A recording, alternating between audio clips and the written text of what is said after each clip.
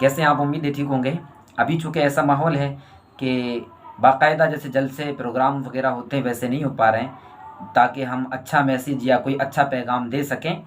लेकिन हैं ऐसे बहुत सारे रास्ते ऐसे हैं कि उन ज़राए के साथ, उन ज़रियों के साथ, उनके ज़रिए से आप लोगों को अच्छा पैगाम दे सकते हैं और देने वाले दे भी रहे हैं। मुझे अभी बहुत खुशी हुई, एक वीडियो मुझ तक पहुंचा और मैंने देखा कि बिहार के डीजीपी साहब उन्होंने बड़ा अच्छा मैसेज दिया और क़ुरबानी की एक पैगाम को देने के साथ साथ भाईचारगी के लिए लोगों को बिलख़ुसूस अवामे मुसलमानान को एक अच्छा मैसेज दिया। बहुत अच्छा है और मैं हम उनके मैसेज को कबूल करते हैं और सबको कबूल करना चाहिए। और ऐसा नहीं है कि जो बड़े लोग हैं और जो उलमा हैं, अच्छे लोग हैं, यूँ कहिए कि मुसलमानों में जो धर्मगुरु हैं वो इस अच्छी चीज़ को उन तक नहीं पहुँचाते हैं और ज़रूर पहुँचाते हैं। मैंने खुद अपने कानों से सुना है, वो लोगों को कहते हैं कि आपने कोई भी ऐसा काम नहीं करना है कि जिसकी वजह से लोगों का अमन सुकून बर्बाद हो, चैन बर्बाद हो। लेकिन जाहिर सी बात है, जिस तरीके से 5 उंगलियां बराबर नहीं होती या घर में रहने वाले 5 भाइयों की सोच बराबर नहीं हो सकती, इसी तरीके से हर मजहब में कुछ ना कुछ गलत लोग भी होते हैं जिनकी वजह से कुछ लोग बदनामी उठाते हैं। लेकिन मैं उनसे यही कहना चाहूँगा कि 1-2 लोगों की वजह से सारे लोग हमेशा गलत नहीं होते। अच्छे लोगों की भी मुआशरे में, हमारे मुल्क में, बल्कि दुनिया में अच्छे लोगों की भी अभी कमी नहीं है। बहुत सारे अच्छे लोग हैं, जैसा कि डीजीपी साहब ने कितने अच्छे अल्फाज में जो है ना बकरीद के ताल्लुक से बहुत सारी अच्छी बातें कही हैं। मैं इनको अप्रिशिएट करता हूँ, मैं इनके इन अल्फाजों की कदर करता हूँ और इनके लिए मैं मुबारकबाद देता हूँ। ये बहुत अहम बात बताना चाहता हूँ। उससे पहले आप इनकी वीडियो का छोटा सा हिस्सा देखिए। वीडियो तो बड़ी है, आप अगर उसको देखेंगे तो देर हो जाएगी, वीडियो बड़ी हो जाएगी, लेकिन छोटा सा एक हिस्सा उस वीडियो का आप ज़रूर देखिएगा जिन्होंने इसमें अच्छे अल्फाज बोले और अच्छा पैगाम और अच्छा मैसेज लोगों तक पहुँचाया है। नमस्कार, आदाब, सलाम। मैं गुप्तेश्वर पांडे, डीजीपी बिहार। ईद उल जोहा का त्योहार है। यह ऐसा त्योहार है जो दुनिया को खुशी का पैगाम देता है। हजरत इब्राहिम साहब ने अल्लाह के हुक्म को पूरा करने के लिए इस दिन अपने बेटे की कुर्बानी दी थी। जिस वक्त उन्होंने अपने बेटे की गर्दन पर छुरी रखा और बेटे की कुर्बानी देनी चाहिए, अल्लाह ने अपने फरिश्तों के जरिए जन्नत से लाकर बेटे की जगह एक दुम्बा रख दिया। छुरी चली, लेकिन हजरत इब्राहिम साहब के बेटे की गर्दन पर नहीं चली, वो दुम्बे की गर्दन पर चली और दुम्बे की गर्दन अलग हो गई।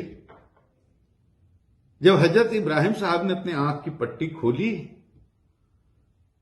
तो ये देखा कि दुम्बे की गर्दन कटी हुई है, बेटे की जगह दुम्बा है।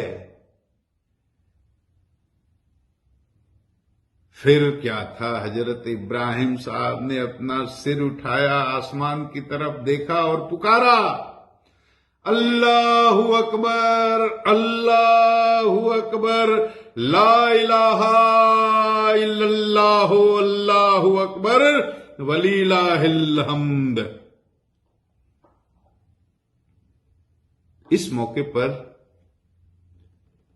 मुसलमानों को किसी खास जानवर की कुर्बानी देने को नहीं कहा गया है।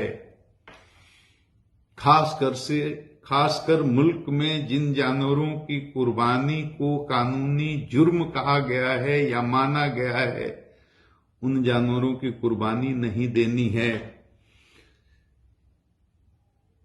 हजरत इब्राहिम साहब की ये कुर्बानी कयामत तक के लिए इंसानों को मोहब्बत और भाईचारगी का पैगाम देगी। हमें कोशिश ये करनी है कि हर हालत में कौमी यकजहती बरकरार रहे। हम कोई ऐसा काम नहीं करें जिससे कौमी यकजहती को खतरा हो, आपसी भाईचारगी को खतरा हो, कहीं भी तनाव पैदा हो। ईद उल जुहा की नमाज भी अपने परिवार के साथ अपने घर में अदा करनी है। देखा आपने सावन के महीने में करोड़ों लोग हिंदू भाई मंदिर में, शिव मंदिर में जलाभिषेक करने के लिए निकलते थे, नहीं निकले।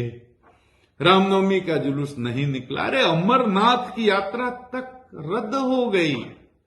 हालात ऐसे हैं कि ईद उल जुहा की नमाज भी अपने घर में मनाएं और दुआ करें अल्लाह से कि ये संकट जल्दी खत्म हो।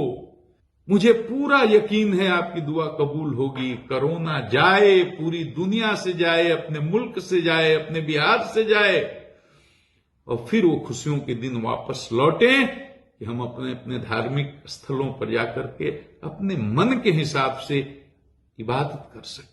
देखा आपने, इन्होंने बड़ी अच्छी बात कही है और बहुत ज़बरदस्त बात इन्होंने इसमें कही है। तो यकीनन ये समझना चाहिए जैसा कि मैं अभी बता रहा था आपको। लेकिन यहाँ मैं एक बात जो हर धर्म के लोग हैं उन सबों से मैं एक गुजारिश, एक अपील करना चाहूँगा अपनी तरफ से, और आपसे ये बताना चाहूँगा कि याद रखिए, मुसलमानों में ज़रूरी नहीं है कि ऐसे बहुत सारे लोग हों कि आकर के वो मंदिर में गोश्त डाल जाते हों, आकर के वो किसी अच्छी जगह उसकी बेहुरमती कर जाते हों। नहीं, कभी कभी ऐसा होता है मुसलमानों के नाम पर मुसलमानों को बदनाम करने, या यूँ कहिए कि किसी भी मज़हब को बदनाम करने, वो उस मज़हब का नाम लेकर, और कोई भी बेवकूफ़ लोग, कोई भी गंदे किस्म के लोग आकर के उस मज़हब को बदनाम करने के लिए कहीं मंदिर में गोश्त डाल देते हैं, कहीं कुछ कर देते हैं, या जो है मस्जिद में कुछ गंदा काम कर देते हैं तो दूसरे लोग बदनाम होते हैं। तो कहने का मकसद ये है कि ज़रूरी नहीं है, अगर किसी ने कोई ये काम किया है तो ज़रूरी नहीं कि मुसलमान ही हो, कि ज़रूरी नहीं कि वो मुसलमान है तो वो आतंकवादी हो, ज़रूरी नहीं है कि ये मुसलमान कलमा पढ़ने वाला तो ये ऐसे ही होगा। नहीं, वो कोई होगा तो अबुल कलाम आज़ाद जैसा भी होगा, कोई होगा अशफाकुल्लाह खान जैसा भी होगा।